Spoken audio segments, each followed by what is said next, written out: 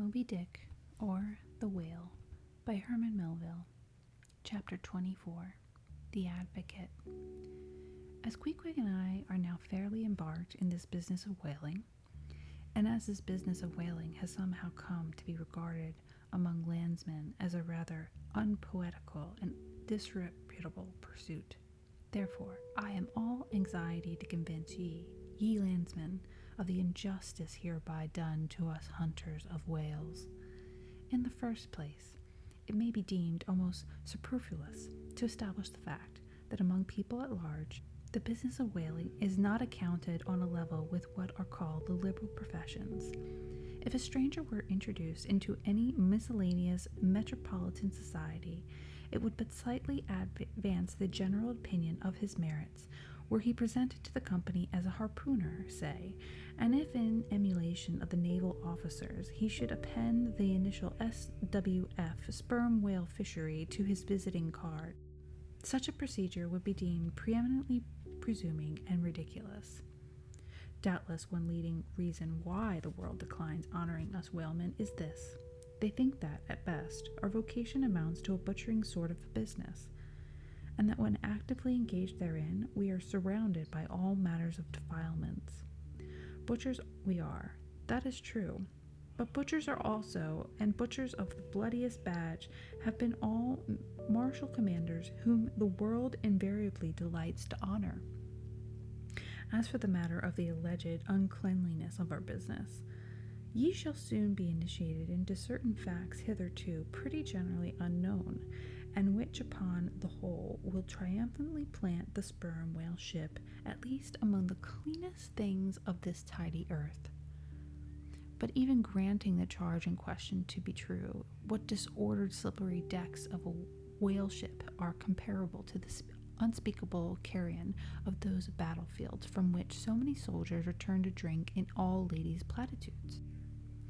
And if the idea of peril so much enhances the popular conceit of the soldier's profession, let me assure ye that many a veteran who has freely marched up to a battery would quickly recoil at the apparition of the sperm whale's vast tail, fanning into eddies of the air over his head. For what are the comprehensible terrors of a man compared with the interlinked terrors and wonder of God? But though the world scouts at us whale hunters, yet does it unwittingly pay us the profoundest homage, and all abounding adoration, for almost all the tapers, lamps, and candles that burn round the globe burn, as before, so many shrines to our glory. But look at this matter in other lights. Weigh it in all sorts of scales. See what we whalemen are, and have been. Why did the Dutch in De Witt's time have admirals of their whaling fleets? Why did Louis XVI of France, at his own personal expense, fit out whaling ships from the Dunkirk, and politely invite to that town some score or two of families from our own island of Nantucket? Why did Britain, between the years 1750 and 1788, pay to her whalemen in bounties upwards of £1,000,000? And lastly, how comes it that we whalemen of America now outnumber the rest of the banded whalemen in the world? Sail a navy of upwards of 700 vessels, manned by 18,000 men, yearly consuming $4 million, the ship's worth, at the time of sailing, $20 million, and every year importing into our harbors a well-reaped harvest of $7 million. How comes all this, if there be not something puissant in whaling? But this is not the half. Look again. I freely assert that the cosmopolitan philosopher cannot, for his life, point out one single peaceful influence which within the last 60 years has operated more potentially upon the whole broad world, taken in one aggregate, than the high and mighty business of whaling.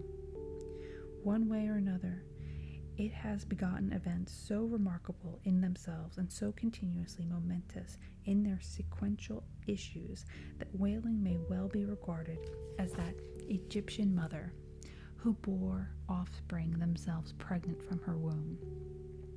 It would be a hopeless, endless task to catalog all these things. Let a handful suffice. For many years past, the whale ship has been the pioneer in furnishing one of the remotest and least known parts of the earth. She has explored seas and archipelagos which had no chart, where no Cook or Vancouver had ever sailed. If American and European men of war now peacefully ride in once savage harbors, let them fire salutes to the honor and the glory of the whale ship, which originally showed them the way, the first interpreted between them and the savages. They may celebrate as they will the heroes of exploring expeditions, your Cooks, your Krusensterns. But I say that scores of anonymous captains have sailed out of Nantucket that were as great and greater than your Cook or your Krusenstern. For in their succorless empty-handedness, they, in the heathenish sharked waters and by the beaches and unrecoiled javelin islands, battled with virgin wonders and terrors that Cook with all his marines and muskets would not willingly have dared. All that has made such a flourish of it in the old South Sea voyages, those things were but the lifetime commonplaces of our heroic Nantucketers. Often adventures which Vancouver dedicated 3 chapters to, these men accounted unworthy of being set down in the ship's common log. Ah, the world! Oh, the world!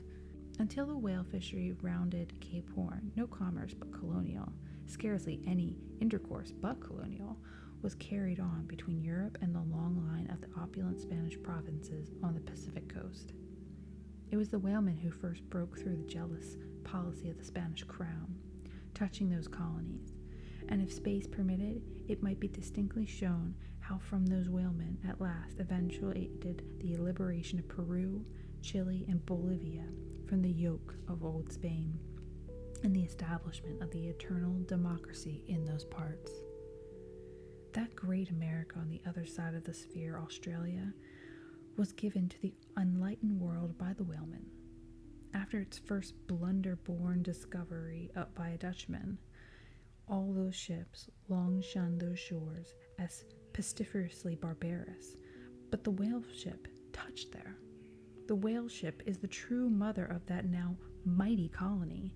Moreover, in the infancy of the first Australian settlement, the emigrants were several times saved from the starvation by the benevolent biscuit of the whale ship, luckily dropping an anchor in their waters.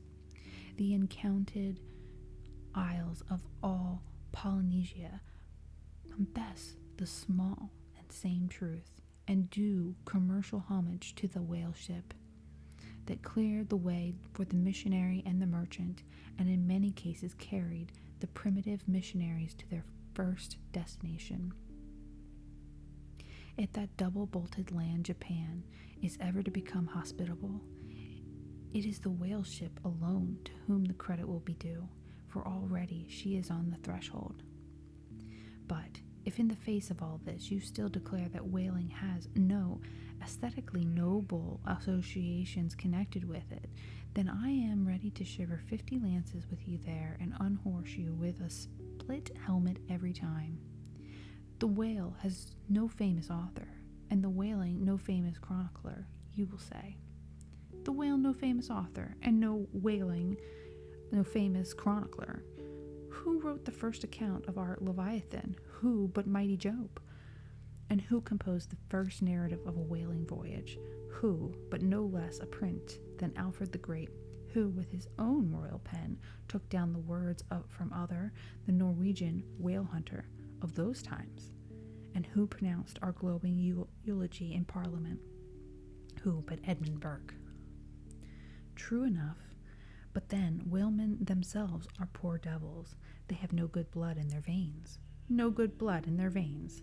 They have something better than royal blood there. The grandmother of Benjamin Franklin was Mary Morell, afterwards, by marriage, Mary Folger, who, one of the old settlers of Nantucket, and the ancestress to a long line of Folgers and harpooners, all kith and kin to noble Benjamin, this day darting the barbed iron from one side of the world to the other. Good again, but then all confess that somehow whaling is not respectable. Whaling not respectable. Whaling is imperial. By old English statutory law, the whale is declared a royal fish. Oh, that's only nominal. The whale himself has never figured in any grand imposing way. The whale never figured in any grand and imposing way.